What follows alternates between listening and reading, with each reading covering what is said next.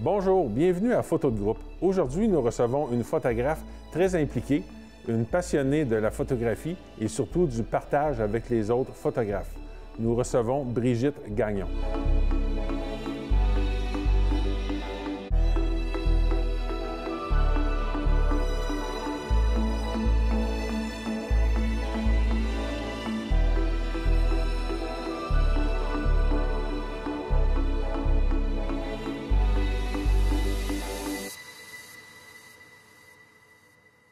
Bonjour Brigitte. Bonjour Francis. Merci d'avoir accepté l'invitation pour l'entrevue. Avec plaisir. Comment ça va Brigitte? Ça va super bien. Avec la situation du COVID, on n'a pas besoin de s'adapter, mais ça va super bien. Ah, c'est le fun d'entendre ça. On va parler photographie aujourd'hui. Peux-tu nous expliquer tes débuts en photographie? Ça fait combien de temps? Puis qu'est-ce qui t'a amené à la photographie? Absolument. J'ai commencé à l'adolescence. C'est le copain de ma mère à l'époque qui m'a initiée.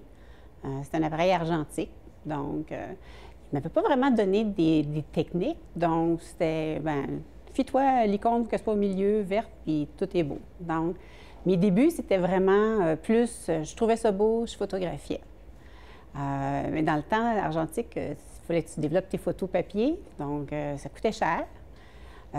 J'ai bifurqué pour faire développer en diapositive à la place. Mais c'était pas évident de, tu veux montrer tes photos à tout le monde, bien, sortir la machine à diapositive et montrer ça. Donc, j'ai arrêté un certain temps d'en faire en raison des coûts de développement. Quand j'ai eu mes enfants, mon garçon, je me suis acheté une caméra numérique. Et puis, bon, j'ai recommencé à faire de la photo. Bon, c'était mes enfants, tout ça, mais j'avais quand même un intérêt. Et un jour, j'ai fait un voyage. Et je suis entrée dans une galerie de photos. Je me souviendrai toujours, le photographe s'appelait Peter Lik. Et je suis tombée en amour avec ses photos et je me suis dit, OK, c'est vers ça que je veux m'en aller. Donc, il va falloir que tu apprennes à maîtriser ton appareil, à connaître mieux tes techniques pour pouvoir arriver à faire des photos aussi belles que ça. Je me suis acheté à ce moment-là mon premier réflexe. Et puis, ça donne que le club photo a commencé en 2012. Et puis, je me suis inscrite et de fil en aiguille, bien, je suis rendue où je suis aujourd'hui. Ouais, ça, au niveau du club photo, tu es vraiment là depuis sa fondation. Je suis là depuis sa fondation. Je m'implique. Je me suis toujours impliquée un peu dans la vie. Quand je veux que quelque chose fonctionne, et je ne prends pas le mérite que le club fonctionne à cause de moi, là, mais quand je veux que quelque chose fonctionne, je me dis, bien, si les gens ne s'impliquent pas, ça ne fonctionnera pas. Donc, tu es capable de le faire, implique-toi, donne ce que toi, tu es capable de faire. Puis, parlant d'implication, parlons-en. Tu es sur le conseil d'administration du Club Photo. Oui. Tu es photographe bénévole pour la SPAA à Oui. Victoriaville. Est-ce qu'il te reste du temps pour prendre des photos pour toi? En fait, pas à mon goût. J'aimerais ça en faire plus, mais bon, la vie est ça. J'ai fait des choix. J'aime beaucoup mon implication pour la SPAA. J'aime beaucoup photographier les animaux. Ça fait quand même depuis 5 ans que je suis bénévole pour la SPA et mes techniques se sont améliorées. J'aimerais ça en faire plus de toutes sortes d'autres sujets parce qu'à chaque fois qu'on a une conférence au club, ça me donne le goût de développer sur un nouveau sujet, que ce soit de la macro-photo, photo de paysage, noir et blanc. Mais je me dis, bien, pour tout de suite, là, je prends le temps que j'ai. Puis un jour, je vais être à la retraite, bien là, j'en ferai plus à ce moment-là. Mais... Puis, si on revient à tes photos d'animaux, oui. Puis, contrairement à beaucoup de photographes qui vont aller sur le bord du réservoir Baudette, attendre un oiseau pendant 1 heure ou deux, je pense que c'est pas tout à fait ton style d'animaux. Non, je suis vraiment plus dans les animaux domestiques. Bien entendu, la majorité du temps, à la SPA, ça va être des chats et des chiens. Mais j'ai eu des oiseaux à photographier. J'avais un rat cette semaine à photographier. Donc, il y a vraiment de tout. J'ai déjà eu un cochon d'Inde. Donc, il y a toutes sortes de choses. Mais j'aimerais ça faire plus de photos d'animaux domestiques. Éventuellement, ce que j'aimerais comme projet, c'est très embryonnaire pour l'instant, mais ce serait de faire une photo d'animaux qui sont handicapés, mais avec leur maître. L'autre fois, dans la rue, passait quelqu'un qui promenait son chien qui avait juste 3 pattes.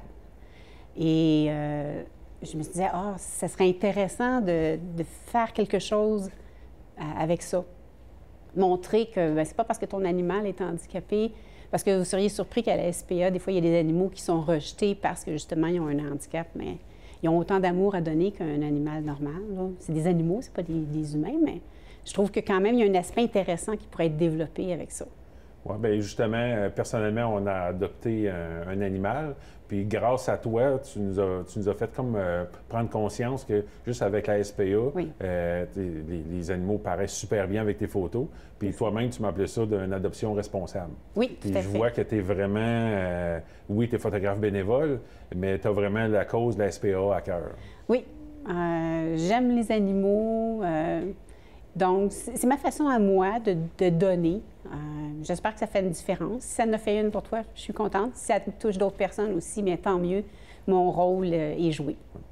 Puis aussi, pour changer de sujet, dans l'intro, j'ai parlé que tu aimais ça partager avec les autres photographes. Oui. C'est quoi qui t'allume? On parle à d'autres photographes qui commencent dans le club. S'ils connaissent une personne, c'est Brigitte Gagnon. OK. C'est quoi ton... qu'est-ce que tu vas chercher dans le partage que tu donnes aux autres? Bien, j'ai eu la chance qu'on ait partagé des connaissances avec moi. Fait que je me dis, bien, moi, je me trouve chanceuse dans la vie. Je me trouve... j'ai une belle vie, je suis en santé, j'ai une belle famille. En tout cas, j'ai rien à me plaindre. Donc, c'est une façon pour moi de redonner à la vie. Et quand les gens me disent, bien, veux-tu me partager des conseils? Je ne sais pas comment faire ça. Bien, pourquoi pas? Ça va bénéficier à eux. Puis moi, bien, je donne. Donc, je suis bien dans ça. Je n'ai pas vraiment d'autres termes. Je ne cherche pas à être la personne populaire. Si on peut bénéficier de mes conseils, bien, tant mieux. Donc, c'est ça le bénévolat. C'est ça, s'impliquer dans une cause. Bon, bien, félicitations pour toute l'implication. Merci. Puis, est-ce qu'il y a un genre de photographie que tu n'as jamais vraiment exploré, mais qu'un jour, tu aimerais ça, pouvoir commencer ça? En fait, c'est plus... Je pense que j'aimerais plus développer des photos, des styles des conférences qu'on a eues. Comme la macro-photo m'attire beaucoup. Je n'en ai pas fait beaucoup jusqu'à présent. Mais ça me donne le goût de développer encore plus, d'approfondir la technique là-dessus, de trouver des sujets intéressants. C'est toujours d'essayer de se démarquer de ce qui se fait déjà. Je pense que tous les photographes, c'est ce qu'ils recherchent.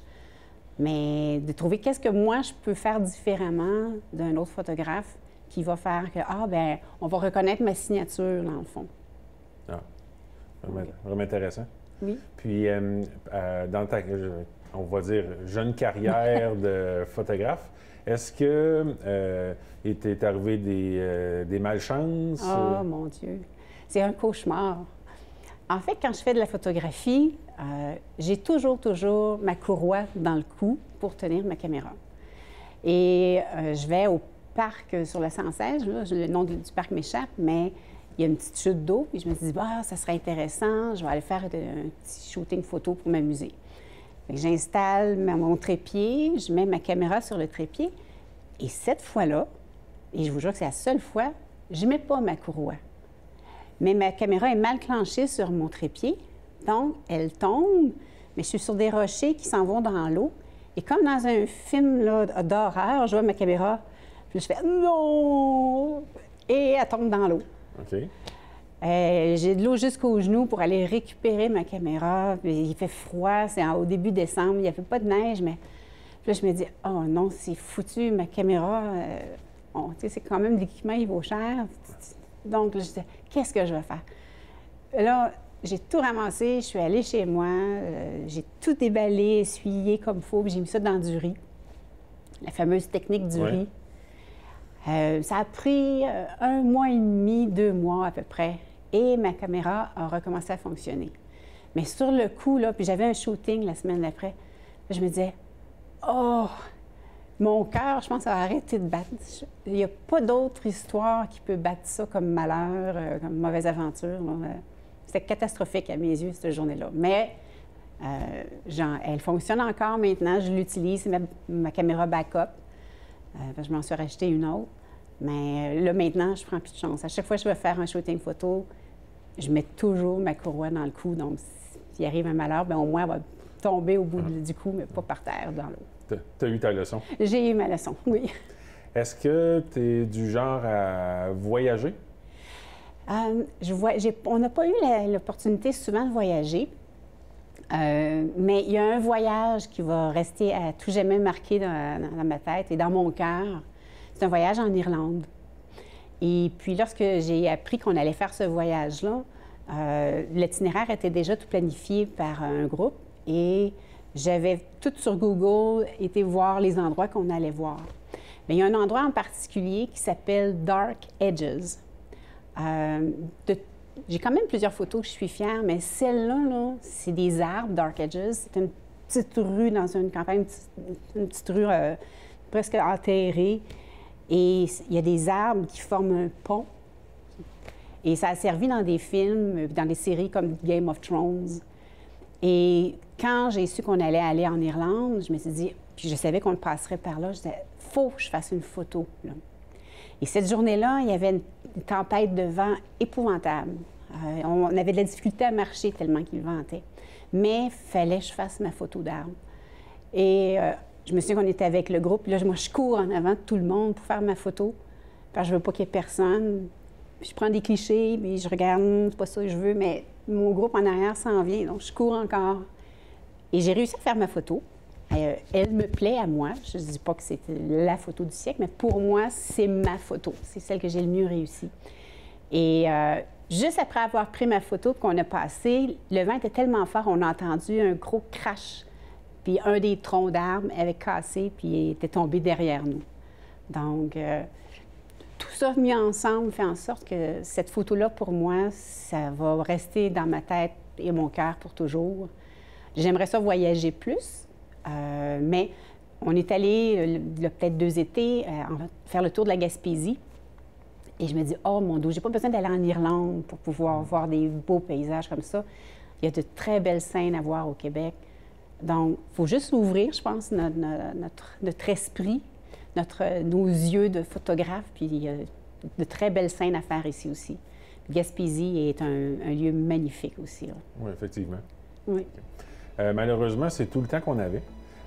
Si jamais il y a un deuxième projet d'entrevue, je pense qu'on va reprendre ça. Oh, mais puis, je te remercie encore d'avoir accepté, puis longue vie à ta carrière de photographe. Merci, Francis, ça m'a fait plaisir. Merci.